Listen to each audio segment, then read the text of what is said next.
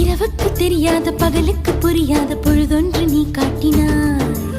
இதயத்தில் நீ இருப்பதனால் நான் தூங்கும் நேரத்தில் என்னுள்ளே தூங்காமல் நெஞ்சுக்குள் வாயாடினாய். கண்ணாடி நீ கடிகாரம் நான் உன்னுள்ளே ஓடோடி வாழ்வே.